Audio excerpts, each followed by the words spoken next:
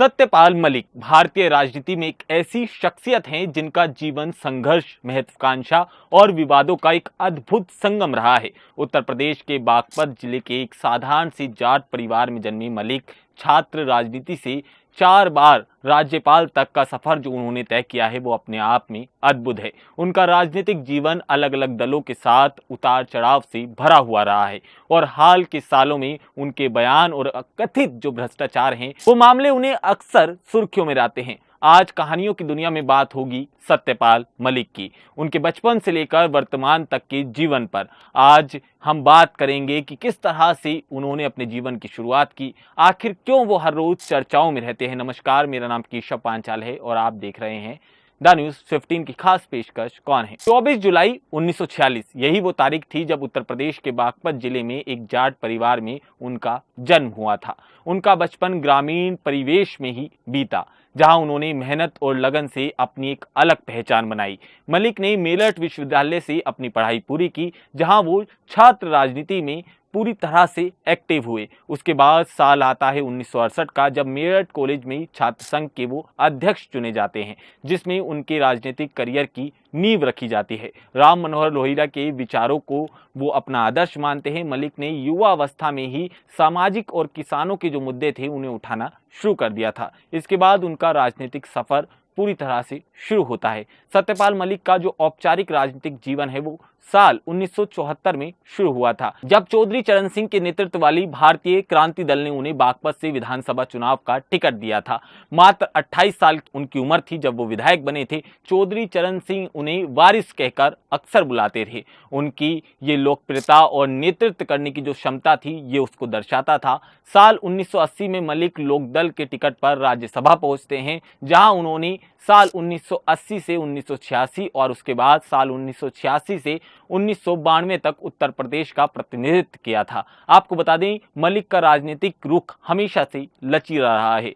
1984 में उन्होंने कांग्रेस का दामन थाम लिया, लेकिन वो बोफोर्स घोटाले के बाद 1987 में उन्होंने पार्टी छोड़ दी। इसके बाद 1988 में वो वीपी सिंह के नेतृत्व वाली जनता दल में शामिल हो जाते हैं और 1979 में अलीगढ़ लोकसभा से सांसद चुनकर जाते हैं। आपको बता दें, इस दौरान वो संसदीय कार्य और इसके साथ ही पर्यटन मंत्री जो राज्य मंत्री होते हैं वो उनका पद उन्हें मिलता है। हालांकि इसके बाद उन्होंने चुनाव कोई नहीं जीता और जीत उनके नसीब में नहीं हुई। साल 1966 में उन्होंने समाजवादी पार्टी के टिकट पर अलीगढ़ और इसके बाद साल 2004 में उन्होंने बीजेपी के टिकट पर बागपत से चुनाव लड़ा, मगर इन दोनों ही चुनावों में उन्हें हार का मुंह देखना पड़ा। इसके बाद 2004 में बीजेपी में शामिल तो हो गए थे, मगर उनका कद लगातार बीजेपी में बढ़ता रहा। आपको बता दें, साल 2012 में उन्हें पार्टी के राष्ट्रीय उपाध्यक्ष के रूप में एक पद दिया गया और फिर साल 2017 में उन्हें बिहार का राज्यपाल नियुक्त कर दिया गया। सत्यपाल मलिक के अगर राज्यपाल के करियर की बात करें तो सत्यपाल मलिक बिहार में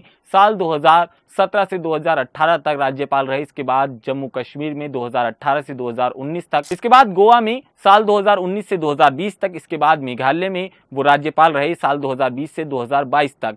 आपको बता दें, ये काम उनके सराहनीय रहे। उनका सबसे ज्यादा जो चर्चित कार्यकाल था वो जम्मू कश्मीर का रहा था, जहां 5 अगस्त 2019 को उन्होंने अनुच्छेद 370 को निरस्त किया गया था सरकार द्वारा। इसके बाद मलिक ने इसे ऐतिहासिक निर्णय में जब आया तो उस समय वो राज्यपाल थे, जिसने उनको राष्ट्रीय सुर्खियों में ला दिया था। हालांकि मलिक के बाद ये कई दावे भी किए गए कि उन्होंने इस निर्णय के बारे में पहले से जानकारी होने से इनकार कर दिया था। उनके कार्यकाल में जम्मू कश्मीर में कई विवाद भी देखने को मिल गए। आपको बता दें, जिसमें से पुलवामा 2019 में जो हुआ वो भी शामिल है, जिसके लिए उन्होंने केंद्र सरकार की नीतियों को जिम्मेदार ठहराया था। अब हाल ही में क्यों चर्चा है और क्यों विवाद है उस पर एक नजर डाल लेते हैं।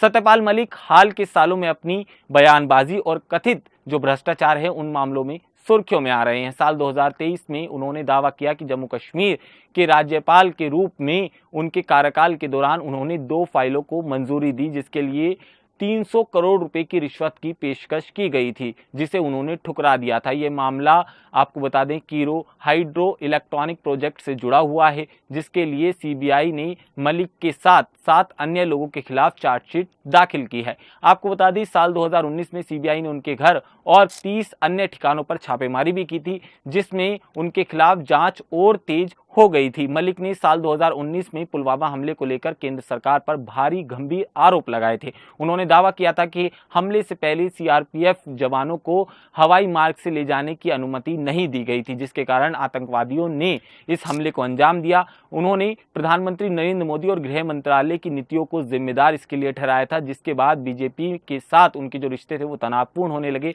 इसके बाद बात होती है किसान आंदोलन की। तो आपको बता दें, किसान आंदोलन 2020 से 2021 तक जो हमने सड़कों पर देखा, दिल्ली को चारों तरफ से बंद कर दिया गया था। उस दौरान सत्यपाल मलिक ने केंद्र सरकार की नीतियों को खुलकर सामना किया और उनकी आलोचना की थी और किसानों का समर्थन किया था। उन्होंने 3 कृषि कानूनों को वापस लेने की मांग का समर्थन किया और इसके साथ ही जो एमएसपी की गारंटी है उसकी वकालत की थी। उनकी ये मुखरता उन्होंने बीजेपी के खिलाफ एक मजबूत आवाज के रूप में स्थापित कर देती है। खासकर पश्चिमी उत्तर प्रदेश और हरियाणा के जो जाट समुदाय हैं वो उनके पक्ष में आ जाते हैं। हाल ही में मलिक ने अपनी किताब द ट्रुथ लिखी है और उसमें कई बातें बताई जा रही हैं। आपको बता दें, जिनमें कश्मीर में कई बड़े खुलासे इस किताब में होने का दावा किया गया है। इसके अलावा उनकी खराब जो स्वास्थ्य चल रहा है उसकी स्थिति ने भी सबका ध्यान अपनी ओर खींचा है। राम मनोहर लोहिया अस्पताल में वो भर्ती के दौरान सोशल मीडिया पर उन्होंने अपनी हालत को बताया है। अब एक नज़र उनकी निजी जीवन पर डाल लेते हैं। सत्यपाल मलिक की पत्नी इकबाल मलिक एक पेशे से टीचर हैं। उनके बेटे की बात की जाए कबीर,